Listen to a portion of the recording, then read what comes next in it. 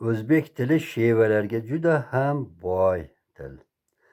Xilma-xil, chiroyli, bir-biridan bejirim. Birini aytsang, ikkinchisi xafa bo'lib qolmasin deb doim shevalarda gapirishga harakat qilamiz. Endi hozirgi zamon davom fe'li qo'shimchasi shevalarda qanday bo'ladi? Faqat so'zlargina emas, balki qo'shimchalarda ham shevalarda farq qiladi. Masalan, mana bunga e'tibor beramiz. Toshkentda votdi, kevyapti, ketyapti ishlatiladi. Namanganda o'tdi, kelutdi, borutdi. Qashqadaryoda opti, kelopti, boropti. Andijonda yapti. Adabiy tilga mana shu yapti qabul qilingan. Endi qaranglar. Fe'llarni tuslaymiz. Hozirgi zamon qo'shimchasi yap bilan. Yapti degani aslida to'liq qo'shimcha emas, yap deganini ma'qulroq. To'g'risi yap. Qarang. Kelyap birinchi shaxsda kelyapman. Bu birligi, ko'pligida kelyapmiz. Ikkinchi shaxs kelyapsan.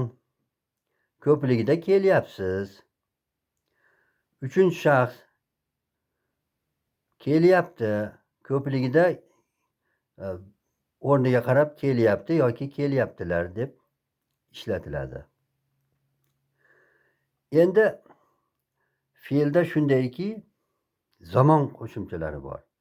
Fe'lda o'tgan zamon, hozirgi zamon, kelasi zamon degandek, o'tgan zamonning qo'shimchasi bilan hozirgi zamon qo'shimchasi farq qiladi. Masalan, yozibdi, ko'ribdi, o'qidim degandek, mana shu yozibdi b bilan d kelyapti, ko'ribdi deganda ham b bilan d kelyapti. Shunga asoslanib ko'pchilik hozirgi zamon qo'shimchasini xato qilib yozib qo'yishadi. Masalan, o'sha b d ko'rinib turibdi.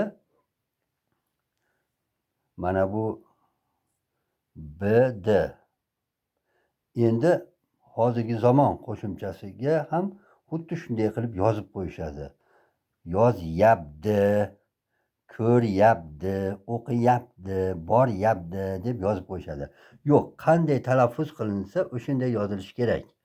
Bu ko'ryapti, bd qilib yozish xato. So'roq belgisini qo'yib qo'ydik. Yozyapti, ko'ryapti, o'qiyapti, yuguryapti. O'sha pt holati bo'ladi. Yozyapti, ko'ryapti.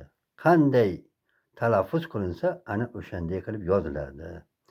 Demakki, mana shu hozirgi zamon davom fe'li bo'lgan yapti qo'shimchasini aniq bilib oldik.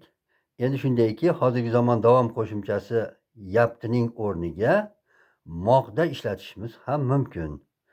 Yozmoqda, o'qimoqda, ko'rmoqda yoki ko'proq badiiy asarlarda uchraydi. Yotir, borayotir, o'qiyotir, ishlayotir. Bular endi sinonimlar, ya'ni ma'nodosh qo'shimchalar bo'ladi.